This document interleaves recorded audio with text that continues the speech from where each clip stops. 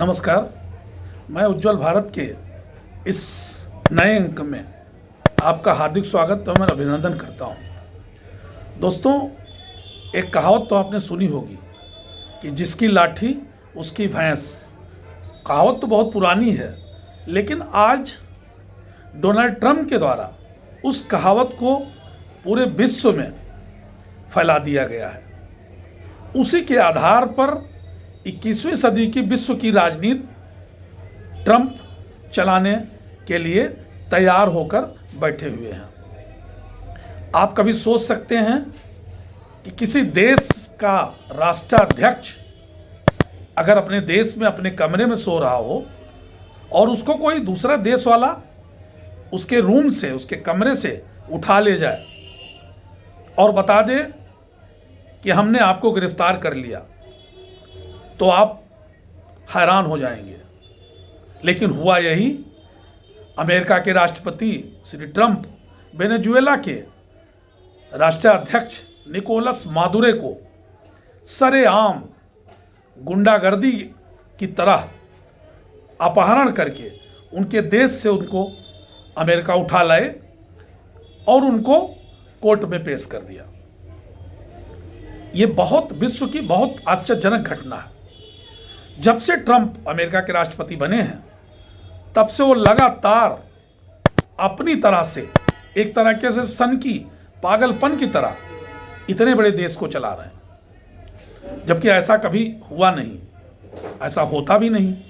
विश्व का अपना एक नियम है, संयुक्त राष्ट्र संघ है, लेकिन सब कुछ आज की डेट में ट्रंप ने फेल कर दिया है, सबको हटा दिया है और अपनी स्टाइल से, अपनी तरीके से देश को चलाने की कोशिश कर रहे हैं। ट्रंप ही नहीं, आज विश्व में जो जहां पे है, जो बड़ा ताकतवर मुल्क है, वो एक छोटे मुल्क को या तो परेशान कर रहा है या तो कब्जा करने की कोशिश कर रहा है। इसी क्रम में सोवियत संघ को देखिए, यूक्रेन के ऊपर चढ़ा हुआ है। चाइना एक मजबूत देश है, वो भी अपने पड़ोसियों के साथ लगातार परेशान करने वाली घटना कर रहा है। उसका एक पड़ोसी ताइवान है, वहाँ पर भी डेली धमकी देता रहता है चाइना कि ये मेरा देश है, मैं इस पे कब्जा कर लूँगा।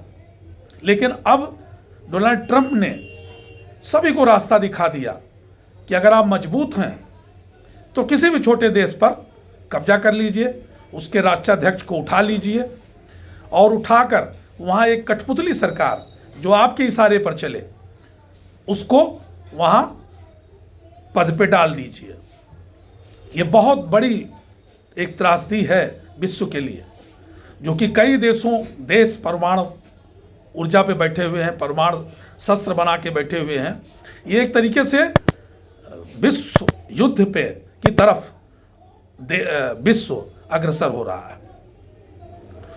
आज ट्रंप की वजह से, सनकीपन की वजह से तमाम देशों में खलबली मची हुई है, छोटे देशों में खलबली मची हुई है। वो भी परेशान हैं कि कहीं कोई दूसरा देश आके हमारे ऊपर कब्जा न कर ले। आज ईरान में अमेरिका धमकी दे रहा है कि अगर मैं जब चाहूँगा आपको वहाँ से हटा दूँगा, वहाँ के राष्ट्राध्यक्ष को। इसी तरह हर छोटे देश को एक बड़ा देश धमकी दे रहा है। यही भारत भी परेशान है। जब से नरेंद्र मोदी जी प्रधानमंत्री बने हैं, उन्होंने इस बात को शायद पहले ही सोच लिया था। उनके प्रशंसक इस बात को कहते भी हैं कि मोदी जी आगे 10 साल का सोच के चलते हैं। मोदी जी जब से प्रधानमंत्री बने हैं, ये लगातार अपने देश के मिलिट्री सैन्य को बढ़ाने का काम कर रहे हैं। नहीं तो हमारी मिलिट्री जो आर्म फोर्स है, उसके पास बुलेट प्रूफ जैकेट नहीं होती थी, बर्फ में चलने के लिए शूज़ नहीं होते थे, जूते नहीं होते थे। लेकिन जब से नरेंद्र मोदी जी प्रधानमंत्री बने हैं, तब से लगातार इस पर काम कर रहे हैं। मैंने देखा पेट्रोल के दाम पर उन्होंने कभी कोई कमी नहीं की, न बढ़ाया न कम किया। मार्केट में पेट्रोल बहुत, तेल, ऑयल, क्रूड बहुत सस्ता हुआ।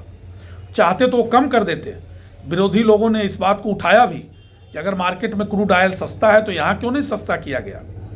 लेकिन मोदी जी ने इस पर कोई कमेंट ना किया और ना कम किया। उन्होंने जितना उसका फ़ायदा उठाया वो अपने मिलिट्री बेस को बढ़ाने के लिए किया।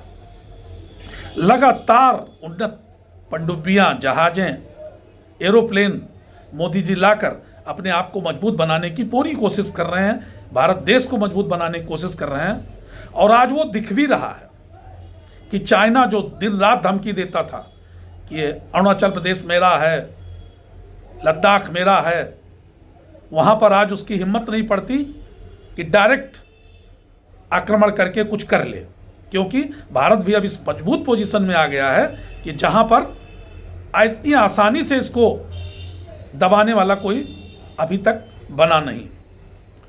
इस पर आज विश्व को सोचने की ज़रूरत है।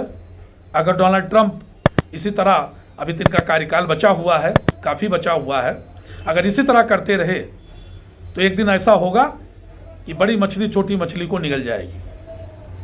और भारत में सभी लोगों को मिलकर प्रधानमंत्री जी का साथ देना चाहिए कि कुछ भी हो जाए, अगर अपने देश को गुलामी से, फिर एक बार गुलामी से बचाना है तो मोदी जी का, प्रधानमंत्री जी का साथ दिया जाए और ज़्यादा से ज़्यादा अपने देश की मिलिट्री को मजबूत किया जाए।